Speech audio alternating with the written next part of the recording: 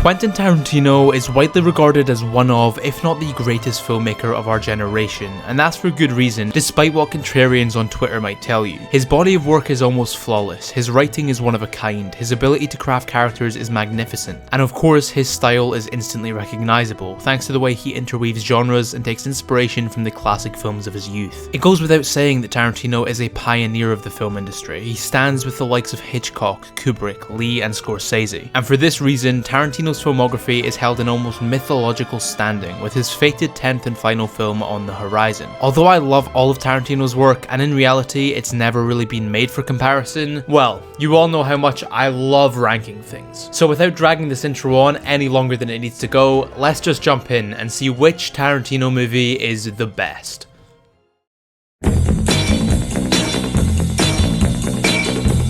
I think it'd be hard to find anyone who would claim Death Proof to be any better than Tarantino's worst movie. I mean, the man said so himself. But unsurprisingly, it's still more than enjoyable, thanks largely to the way it pays tribute to the classic theatres of the 70s. In case you didn't know, Death Proof was released as a double picture titled Grindhouse, in Tarantino's attempt to push back against the new age digital film industry and remind people of a bygone era. The first half of this car-based thriller focuses on Kurt Russell's stuntman Mike, a past his prime stuntman who's resorted to stalking and killing groups of helpless women in his reinforced muscle car. And to say the least, this first half drags, with an attempt to build tension that simply goes on too long.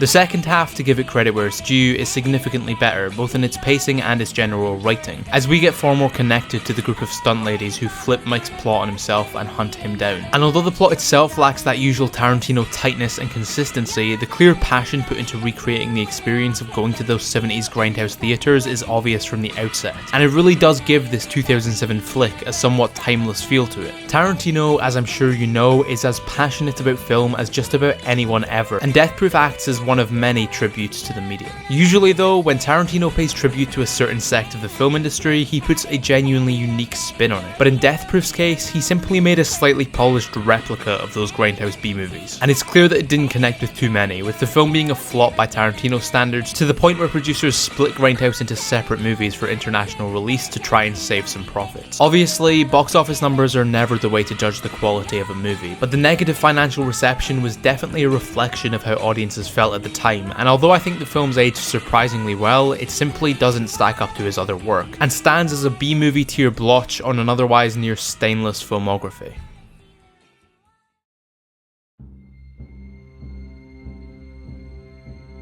The Hateful Eight is a strange film for me. Despite its brilliant writing, its excellent use of tension, the intrigue of the entire whodunit plot, the great performances of every single actor that makes an appearance, the ever-stunning Robert Richardson cinematography, who I'll be mentioning a lot throughout this video by the way, all brought together by a beautiful Ennio Morricone score. Despite all that, The Hateful Eight just doesn't quite click the same way most of Tarantino's filmography does, and to me that's because of a lack of tightness, which is another thing that you might hear me talk about quite a lot throughout this video. Basically, the film's just too goddamn long. Now before anyone gets mad at me, no, I'm not one of those people who just can't sit still for 3 hours to take something in. There's plenty of fantastic slow-paced 3-hour movies out there. Malcolm X, Schindler's List, and the entire Lord of the Rings trilogy come to mind. The difference is, The Hateful Eight doesn't have to be as long as it is. There are so many moments in the second act that feel like they drag on, and the general editing from scene to scene makes everything feel even more drawn out, as if the first priority of the director was to make a 3-hour epic no matter the cost. That being said, the opening 20 minutes and the entire third act are easily some of the best work Tarantino has ever done, and that largely makes up for the less than perfect middle section. But again, because the start and end are so fantastic, they consequently make the near hour and a half in the middle feel kinda disjointed. The film is by no means bad, it's not even close to mediocre. As I mentioned before, it has countless facets that make up for its pacing and editing. As opposed to Death Proof, it is a legitimately great film that just has a few flaws. But when it comes to Tarantino's filmography, just a few flaws is enough to make it fall on the list.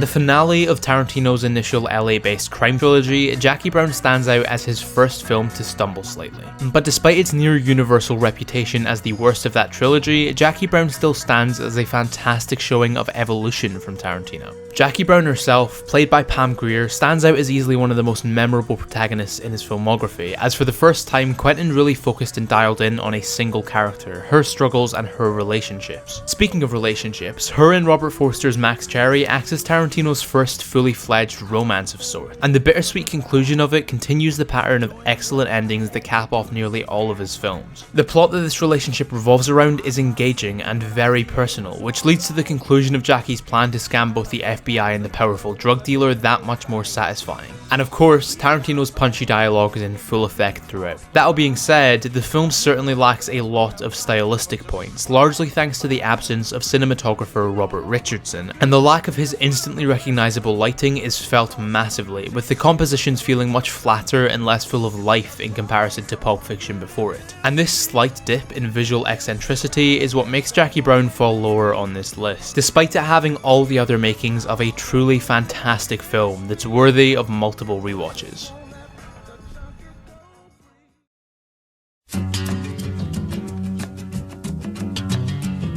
Similarly to The Hateful Eight, Once Upon a Time in Hollywood was kind of a strange film the first time I saw it. Although its characters were all fantastic, its screenplay was brilliantly meta, the Sharon Tate plot thread was crafted beautifully, and the action was up there with Tarantino's best, something felt slightly off. And once again, I put it down to pacing. After the tragic passing of editor Sally Menke in 2010, a shift in the pacing of Tarantino's films was felt, and like I mentioned earlier, it was probably most present in The Hateful Eight. The tightness of his stories, the way each scene seamlessly and fluidly transitioned into the next, was something that films like Pulp Fiction and Kill Bill stood out for, but again, in Once Upon a Time, that was lacking slightly. I by no means feel the pacing's terrible, however I do feel that at times some scenes can be a little stunted, and a fair few, mainly in the third act of the film, feel slightly rushed. To be clear, these flaws are minimal, and compared to 95% of movies out there, these flaws would be completely unnoticeable, but when it comes to Tarantino, especially when you look at his best work, the only thing that can separate them are those tiny flaws that any normal film would be covered in. On top of that, Once Upon a Time in Hollywood is the film I've seen the least out of all of Tarantino's work, so there may be some kind of like reverse recency bias going on here. But more importantly than that, the real reason that this film stands at 6 on this list is because the top 5 are just that goddamn great.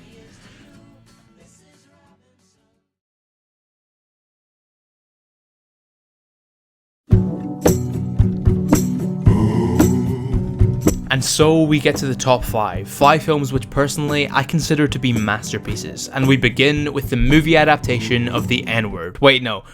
That's not right. Tarantino's first tribute to the classic spaghetti westerns of his youth perfectly balances the seriousness needed when taking on a topic like slavery, along with the usual bloody, upbeat Tarantino tone. The relationship between Django and Dr. Schultz is one of the most underrated film romances of all time, and it's the contrast between the two, both physically and emotionally, that maintains a plot which is far more than just your average escape mission. On top of that, Leonardo DiCaprio's transition into playing a villain is masterfully done, with the usual hero becoming one of the most despicable and evil characters to ever be presented in cinema, and the pure satisfaction that precedes his death is unlike anything you'll ever experience. As well as that, I feel there's an argument to be made for Django being Tarantino's most visually compelling film, with the backdrop of the 19th century American South being not only gorgeous but thematically powerful in its visual storytelling. The use of red and white is used expertly, with the best example being the blood of a slaver splattering on cotton plant, a massively powerful image that grounds the heightened tone in our very real history. Although it may not be the peak of Tarantino, it seems he was more passionate about Django than perhaps anything else he's ever made, thanks not only to its serious themes but also its leaning on those classic films he grew up watching. And for that reason, it more than deserves to crack the top 5 on this list.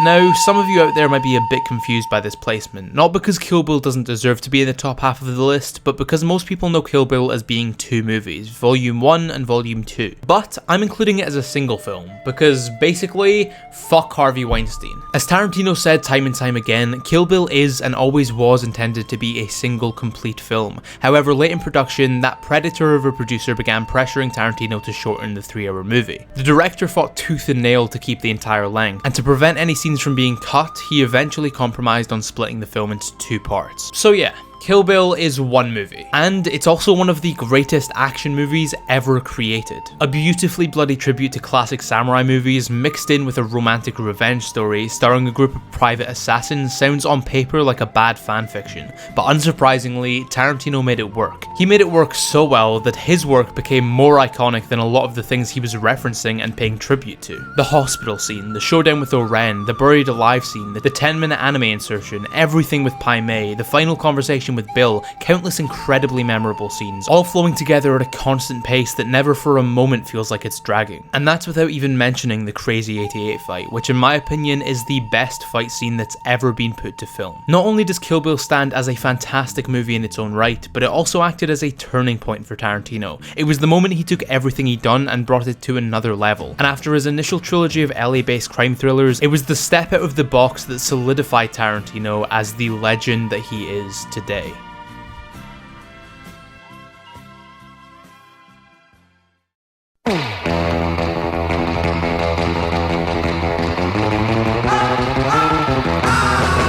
Speaking of his initial LA trilogy, we now reach far and away Quentin Tarantino's most influential and most popular film of all time. Pulp Fiction, a film that didn't just make a mark, but became the cultural zeitgeist of the mid-90s, a moment in time where audiences everywhere stopped whatever they were doing and turned their entire attention to the cinema screen. After the relative success of Tarantino's first feature film, Pulp Fiction was a step up, not only in scale but also in style, with the director taking everything that worked in Reservoir Dogs and upping it. From the pop soundtracks to the bloody action, the witty dialogue and the larger-than-life characters, everything Pulp Fiction did, it did it bigger. On top of that, the film also took non-linear storytelling to a whole new level and brought an experience to the general audience that they couldn't find anywhere else. The now iconic star-riddled cast all brought their A-game, with John Travolta's career being revived, Samuel L. Jackson, Uma Thurman and Bruce Willis solidifying their A-list status, Christopher Walken, well, being Christopher Walken, and everyone in between delivering every single line of dialogue flawlessly. I don't need to explain all the reasons Pulp Fiction is great. I mean, there's a reason nearly every person my age has that poster in their bedroom. It was a cultural phenomenon, and it gave Tarantino the Hollywood pass to create whatever the fuck he wanted to create, regardless of studio boundaries, budget limits, or any other constraints. And thanks to that fact, he'd go on to make something even better.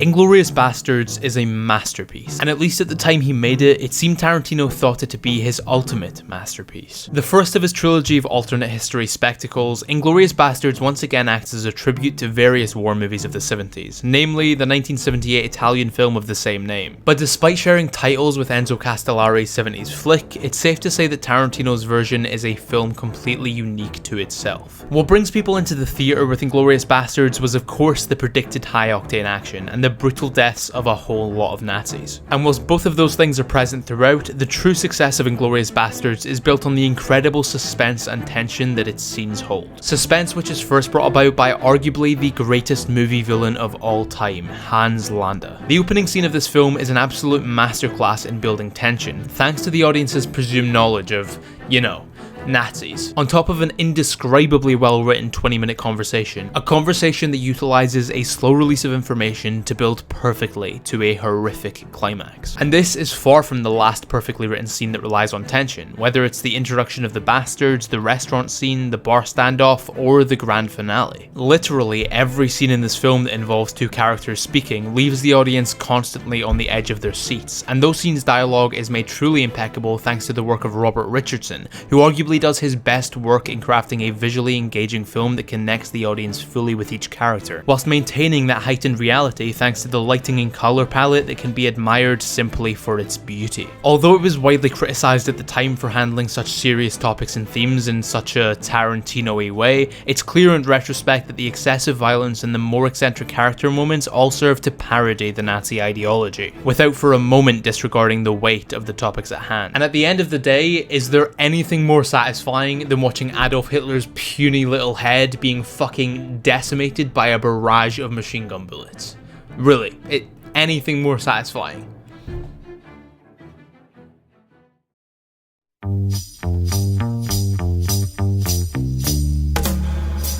Now, this pick is certainly a personal one. Whilst the likes of Pulp Fiction, Kill Bill, Django and Inglorious Bastards all may be more popular, higher budget, slightly more refined films, there is not a single one of them that I can rewatch and enjoy like Reservoir Dogs. Tarantino's big break, his first feature film, arrived back in theaters in 1992 and became arguably the single best independent film of all time, a true turning point for the film industry as a whole. And that's mostly thanks to Tarantino's incredible ability to not only work on a budget, but also bring the best out of actors. Being the film that leans most on his writing talents, Reservoir Dogs acts as a perfectly paced, tight, concise hour-and-a-half conversation, in which we see characters reveal their true selves. We see how conflicting personalities come to blows, and we also get a meta-commentary from Tarantino on the film industry as a whole and his place in it. All that with the hit songs of the 70s radiating in the background, creating an energetic tone in the midst of a disastrous situation. The opening scene alone, the 7-minute conversation between each of the men, has enough nuanced tones, underlying messages and foreshadowing to study for a month. And it's that ability to convey so much depth in such tight dialogue that I feel Tarantino does in Reservoir Dogs better than he ever did. Yes, it's smaller scale than the rest of the films, it's certainly less iconic and has less cultural influence than his future movies, but to me, Reservoir Dogs is Tarantino at his purest. And for that, it'll always stand as my favourite creation from this genius artist.